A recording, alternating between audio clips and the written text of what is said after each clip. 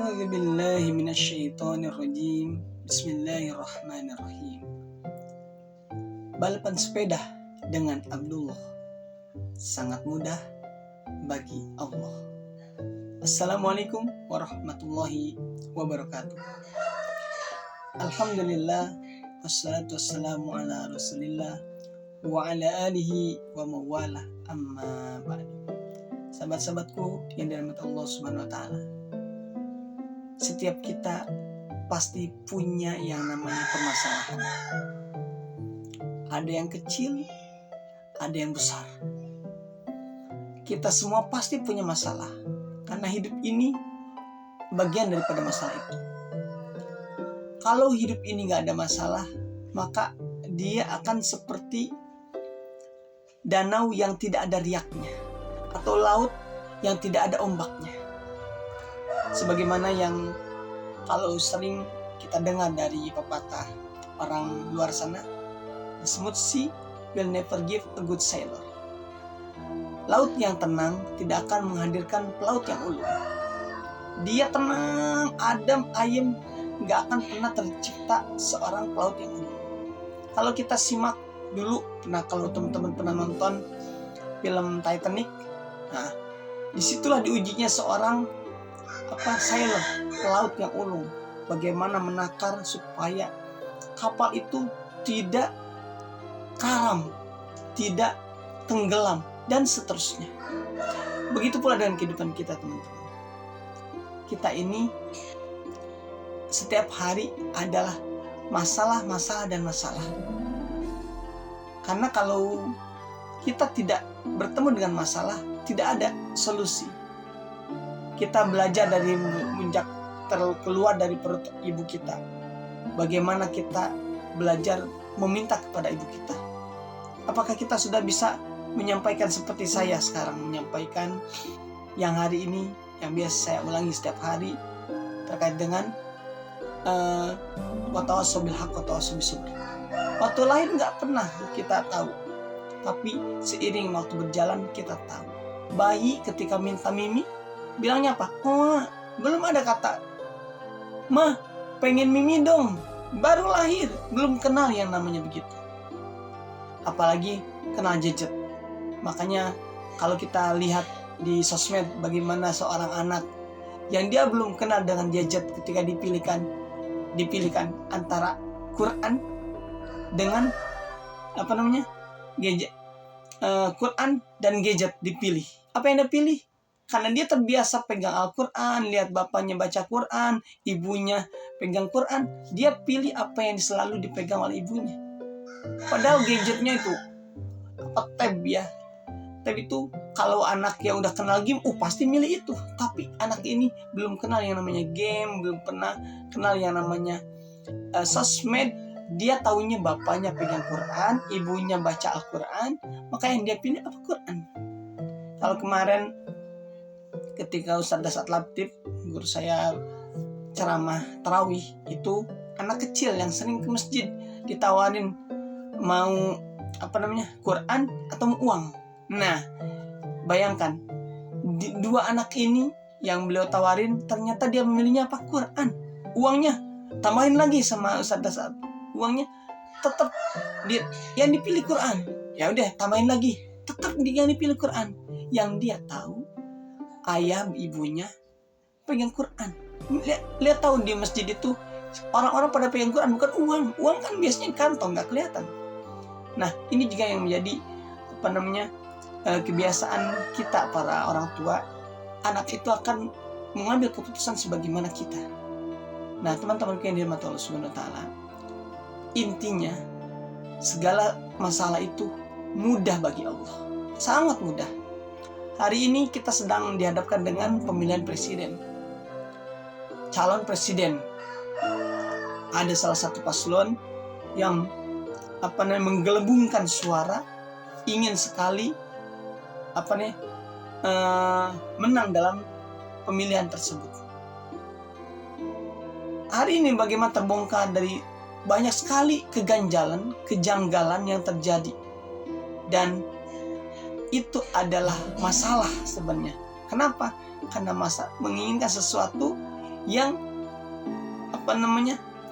yang belum tentu adalah bagiannya. Sama seperti kita teman-teman, kita pengen jadi orang kaya, kita pengen punya pasangan yang sesuai dengan harapan, kita pengen hidupnya mapan, ketika ada keinginan bisa diwujudkan, kita pengen seperti itu. Tapi ternyata Allah enggak. Allah selalu punya rekayasa tersendiri, punya pilihan takdir yang membuat kita bisa menjadi lebih dewasa, menjadi arif, menjadi sabar, dan seterusnya.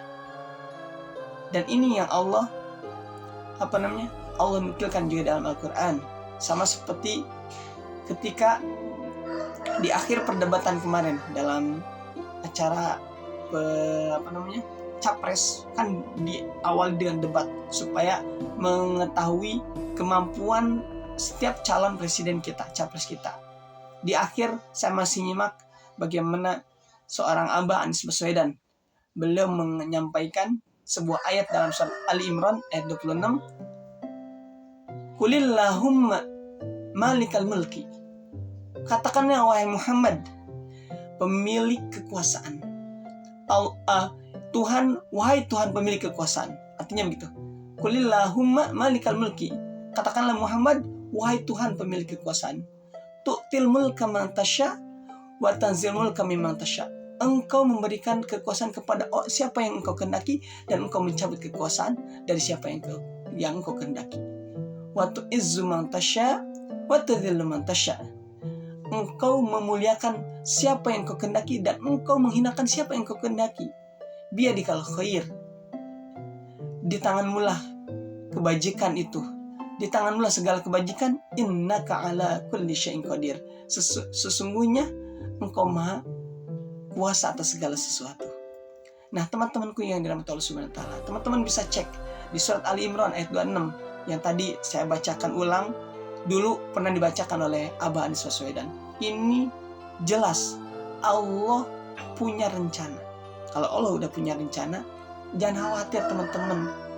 Kita hari ini misalkan hidupnya masih perlu berusaha keras, kita tidak termasuk orang kaya, kita tidak termasuk orang yang serba mampu, tapi bagi Allah semuanya mudah.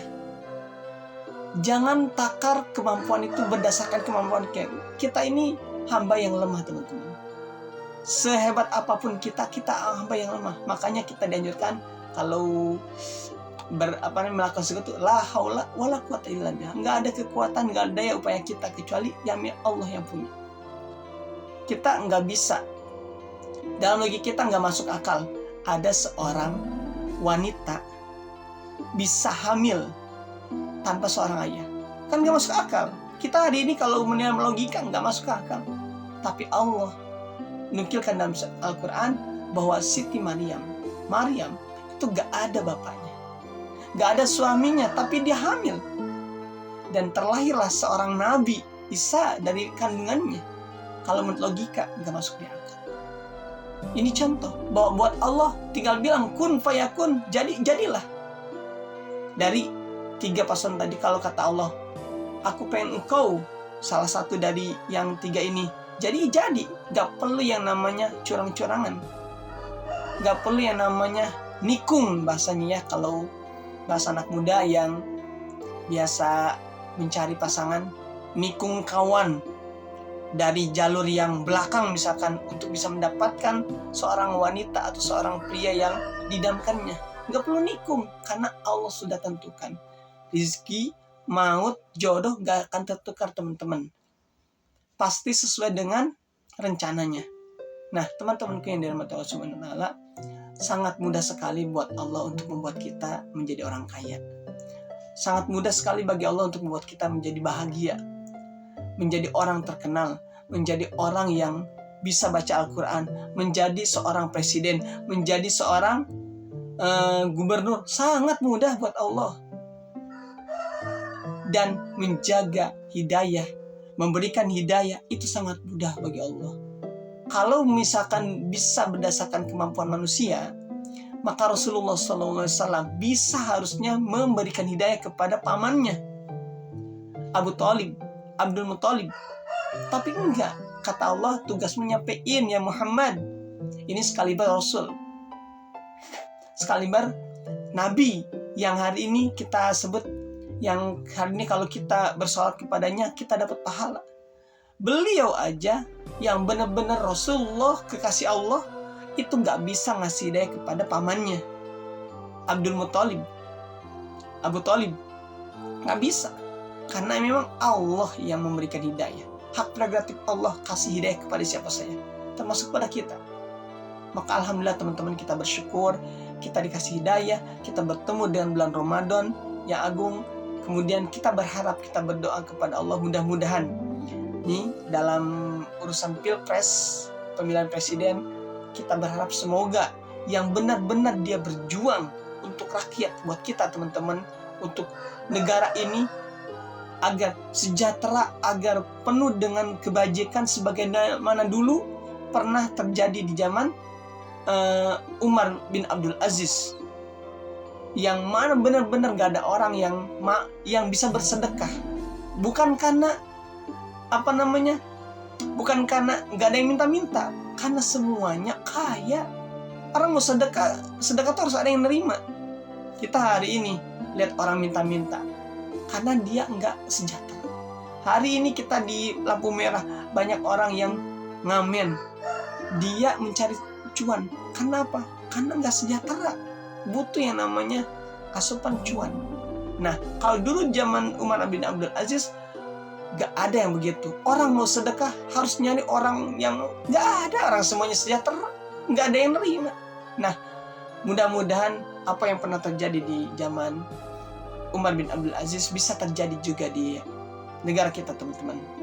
Oleh karenanya kita sudah melewati masa pemilihan, sekarang masih dalam namanya perhitungan real count dari apa yang sudah dilakukan oleh masyarakat Indonesia. Kita berharap semoga benar-benar calon presiden yang ia berjuang sekali lagi untuk rakyatnya, bukan untuk dirinya, yang itu semua ia dasari dengan kecintaan kepada Allah dan Allah mencintainya. Kalau Allah sudah mencintainya, teman-teman, sebagaimana dulu Rasulullah dicintai Rasul, dicintai Allah, maka Jazirah Arab yang kalau kita sebut sebagai negara yang tidak diakui, kecil, gak diakui waktu itu zaman Persia Romawi yang sedang maju, tapi Jazirah Arab, tempat di Mekah, tempat Rasulullah lahir, itu gak diakui. Tapi dengan pertolongan Allah, maka sekarang semuanya berkiblat ke sana.